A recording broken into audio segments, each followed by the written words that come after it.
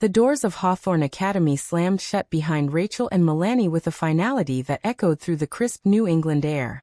Just hours earlier, the headmaster had publicly branded their love as nothing more than a childish phase, expelling them in front of the entire senior class amid whispers of disgust and mocking laughter.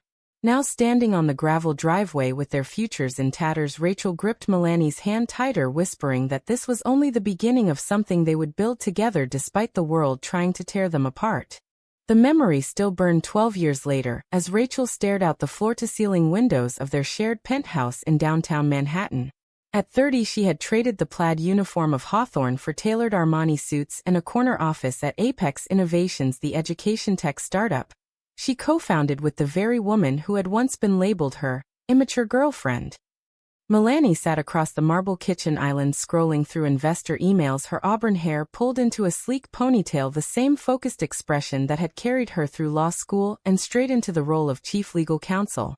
Their secret had survived 4 years of separate colleges, long-distance nights, and the constant fear of discovery, but the stakes had never been higher. Apex was on the verge of an IPO that could make them both billionaires, yet the lead investor, Marcus Langford, had made his condition crystal clear during yesterday's board meeting. One of them needed to present a traditional image, preferably through a high-profile engagement to a suitable man. "Perception is everything in this market," he had said with a smile that never reached his eyes. Rachel's stomach twisted at the thought. She had built her career on calculated risks, but this demand struck at the foundation of everything she and Milani had protected for over a decade. Milani looked up, catching Rachel's gaze.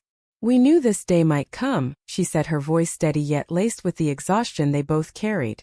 "We always said we'd do whatever it takes to win." Rachel nodded, but the words felt heavier than ever. Outside, the city pulsed with ambition and judgment, the same forces that had once laughed them out of Hawthorne. They had promised each other on that gravel driveway that no one would ever control their future again. Now the question was whether that promise could survive the price of true power. The next morning, Rachel arrived at the office early, reviewing the latest valuation reports. Their flagship product, an AI platform that connected underprivileged students with elite college mentors, had already secured partnerships with 3 Ivy League schools. Success tasted sweet, yet every new milestone brought fresh threats. A former Hawthorne classmate, Derek Langford, Marcus's nephew, now sat on the advisory board, and his knowing glances during meetings suggested he remembered more than just their expulsion. Rachel pushed the thought aside, focusing instead on the upcoming shareholder presentation. By noon, Milani joined her in the conference room, their professional masks firmly in place.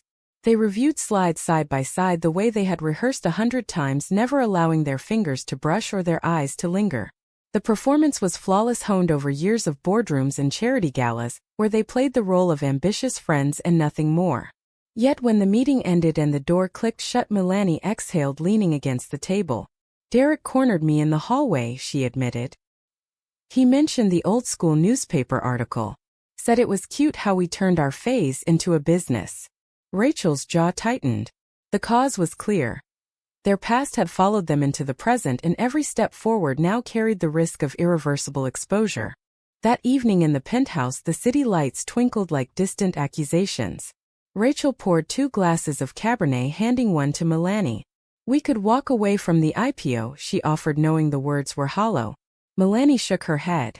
"And give up everything we built after Hawthorne kicked us out? No.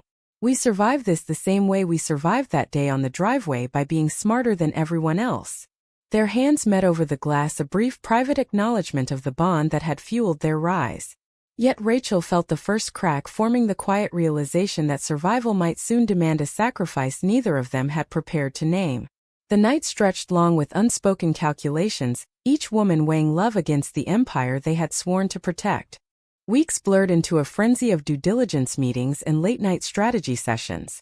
Rachel found herself on a private jet to San Francisco, pitching Apex to West Coast venture capitalists, while Milani stayed behind to handle the legal filings that could make or break their valuation. The separation was routine, yet this time it carried new weight. During a layover, Rachel received an encrypted text from Milani. "Derek asked about our college years again. I deflected, but he's digging." The message was a direct consequence of their growing visibility. The higher they climbed, the more the past clawed at their heels. Back in New York, Milani sat across from Marcus in the glass-walled conference room, her pen steady, as she outlined compliance timelines. The market rewards stability, Marcus reminded her for the third time. A personal life that reassures investors. Milani smiled, the practiced expression that hid the storm inside. She had spent 4 years at Columbia Law School pretending to date a male classmate just to quiet rumors and secure recommendations. That small betrayal of her truth had opened doors, but it had also planted the seed of doubt in Rachel's eyes during their rare weekend visits. Cause and effect were brutally clear. Every protective lie they told the world chipped away at the honesty they owed each other. Rachel returned from California with a signed term sheet that pushed their valuation past 8 figures. The team celebrated with champagne in the office, but later in the penthouse the victory felt hollow. "We're so close," Rachel said, pulling Milani into an embrace that lingered longer than professional caution allowed. Milani rested her head on Rachel's shoulder. Close enough that one slip could end it all. They talked late into the night, mapping contingencies the way generals planned battles. Milani suggested a carefully staged public friendship with a male executive from a partner firm, nothing romantic, just enough optics to quiet Marcus. Rachel listened, feeling the weight of the compromise. The following Monday, Derek invited himself to their weekly strategy lunch. Over sushi, he casually mentioned the Hawthorne Alumni Gala scheduled for next month. "You two should attend," he said, eyes gleaming. "Show the old school what you've become. I hear they're looking for major donors." The invitation was a trap wrapped in nostalgia. Rachel declined, citing schedule conflicts, but Milani's expression shifted almost imperceptibly. Later in the car, Milani turned to her. "We could use the gala as cover. Donate quietly, build goodwill. Turn their shame into our leverage." The logic was sound, yet Rachel sensed the deeper current. Milani was already calculating how far she would bend their truth to secure the future. By month's end, Apex secured its final round of funding, but the victory came with strings. Marcus insisted on a joint press conference where Rachel would appear alongside a hand-picked male advisor from his own firm. The optics were perfect for the IPO. The consequence was a slow erosion of the private world Rachel and Milani had guarded for 12 years. That night in the penthouse, Rachel watched Milani review contracts, her face illuminated by the laptop screen. "If we do this," Rachel said quietly, "we have to promise it doesn't change us." Milani met her gaze. "It won't. We're stronger than Hawthorne, stronger than any investor." Yet as they held each other, the promise felt fragile, a direct result of the ambition that had once saved them, now threatening to redefine them. The first public photo appeared online the next day. Rachel smiling beside the advisor at a charity event. Comments flooded in praising her professional poise. Milani read them in silence, then closed the laptop. The small act of performance had bought them time, but the cost was already registering in the quiet distance that settled between them during dinner. Cause and effect continued its relentless march. Survival demanded adaptation, and adaptation demanded pieces of the truth they could never reclaim. The IPO roadshow kicked off in Boston, the city that once watched them walk out of Hawthorne with nothing but defiance in each other. Rachel stood on stage delivering the investor presentation, her voice steady, while Milani watched from the wings. Every slide represented years of late nights and calculated risks, yet Rachel's mind kept drifting to the gala invitation still open on her calendar. Derek had followed up twice, hinting that a donation from Apex could fast-track their application to rename the scholarship wing after notable alumni. The irony was almost poetic. Backstage, Milani handed her a bottle of water. "You were brilliant," she said, but her eyes held the same calculation Rachel had seen growing for weeks. That evening, over room service dinner, Milani laid out the plan. "We attend the gala. We write a 7-figure check in Apex's name. We propose the scholarship fund be called the Hawthorne Legacy Initiative. The press will eat it up. Redemption story of the century." Rachel set her fork down. "And if Derek pushes for more, if he hints he knows about us?" Milani's answer was immediate. "We deny. We pivot. We survive." The cold logic stung because it was the same strategy Milani had used in law school, the same one that had once made Rachel question whether love could coexist with such ruthless pragmatism. The gala arrived under crystal chandeliers at the Boston Harbor Hotel. Rachel and Milani entered separately as planned, Rachel on the arm of the advisor, Milani beside a senior partner from their firm.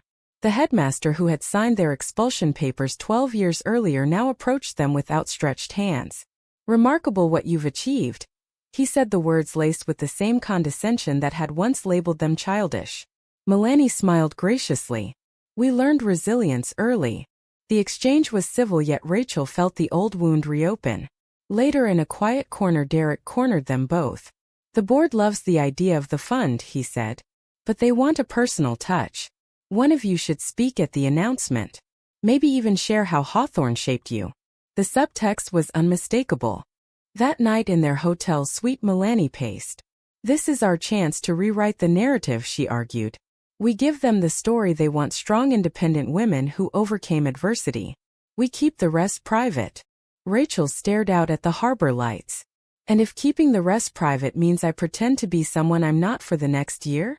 Milani stopped pacing. It's temporary. For the IPO. For us. The conversation ended in tense silence, the first real fracture visible in the foundation they had built. The cause was ambition, the effect was distance, each woman retreating into her own calculations. By the time they returned to New York, the board had approved the scholarship fund in principle. Apex stock climbed steadily, yet Rachel found herself working later hours, avoiding the quiet moments that once belonged only to them. Milani noticed and one evening placed a single red rose on Rachel's desk, a private signal from their college days. The gesture should have warmed her, instead it highlighted how much they now communicated through symbols rather than words. The power struggle had moved inside their relationship, each decision pulling them further apart, even as their public empire expanded. The blackmail email arrived at 3 a.m. on a Tuesday. Derek's name in the subject line. Attached were scanned pages from the old Hawthorne student newspaper, complete with a grainy photo of Rachel and Milani holding hands behind the bleachers. 7 figures to the fund, or these go public the day before your IPO, the message read. Rachel woke Milani immediately. They sat side by side on the couch, reading the demand the same way they had once read their expulsion letters. The cause was clear. Their growing influence had made them targets, and the past they thought buried had resurfaced with interest. Milani's response was immediate and clinical. We pay. We accelerate the fund announcement. We control the narrative before he can. Rachel stared at the screen. Paying means admitting weakness. And what happens when he wants more? Milani stood pacing the length of the living room. We have no choice. The IPO window closes in 6 weeks. One leak and Marcus pulls out. The logic was flawless, yet it required Rachel to watch Milani become the very strategist she had once feared, the woman willing to sacrifice anything, including their peace, for survival. They wired the first payment through an anonymous foundation the next morning. Derek replied with a single thumbs-up emoji. The small victory tasted like ash. At the office, Rachel found herself snapping at junior analysts for minor errors, something she had never done before. Milani noticed and suggested they take a rare weekend away at their Hamptons house. The trip was meant to reset them, instead it became a battlefield of unspoken resentments. Saturday evening on the deck, overlooking the ocean, Milani finally spoke. I'm not the enemy, Rachel. I'm protecting us the only way I know how. Rachel turned to her, the wind whipping her hair. By turning us into exactly what Hawthorne said we were, 2 girls playing at power? The words hung between them, the first direct accusation either had voiced in years. Milani's eyes hardened. Better than losing everything we built. They slept in separate rooms that night, the consequence of years of deferred truth finally arriving. Monday brought a new crisis. Marcus called an emergency board meeting demanding Rachel announce her engagement to the advisor within 30 days. The market is volatile, he said. Investors need certainty. Derek sat beside him, nodding with barely concealed triumph. Rachel looked across the table at Milani, whose face remained professionally blank. In that moment, Rachel understood the full cost. To save the company, she would have to publicly erase the one relationship that had defined her. The decision she made in the car ride home was cold and necessary.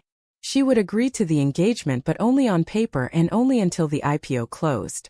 Milani listened in silence, then nodded once. It's the smart move. The words should have been comforting. Instead, they marked the beginning of the deepest rift yet. The engagement announcement made the front page of the business section. Rachel posed for photos, smiling beside the advisor, while Milani stood off-camera coordinating press releases. The performance was flawless, yet each flash of the camera felt like another expulsion. At home, the penthouse grew quieter, Milani spending more nights at the office, citing workload. Rachel threw herself into final IPO preparations, the numbers becoming a shield against the emptiness. Derek's second demand arrived via text. Another payment, this time double the first. Insurance, he called it. Milani read the message over Rachel's shoulder. "We can't keep paying," she said. "We have to neutralize him." The plan they devised was ruthless. Milani would leak just enough information about Derek's own past indiscretions to the Hawthorne board, creating leverage that forced him to back down. The move required Rachel to sign off on documents that could destroy a man's career, the same way theirs had once been threatened. She hesitated only a moment. Do it. The decision was made, the consequence immediate. Milani's eyes held a new respect mixed with something darker, recognition that they had both crossed a line from which there was no easy return. The leak worked. Derek withdrew from the advisory board citing personal reasons. The fund announcement moved forward without interference. Yet the victory felt Pyrrhic. On the eve of the IPO, Rachel found Milani on the rooftop garden staring at the skyline. "We won," Milani said without turning. "But at what cost?" Rachel stepped beside her. For the first time in months, they allowed themselves a real embrace, no audience, no performance. The moment was brief, yet it reminded them both why they had fought so hard. The IPO launched successfully, Apex shares soaring on opening day.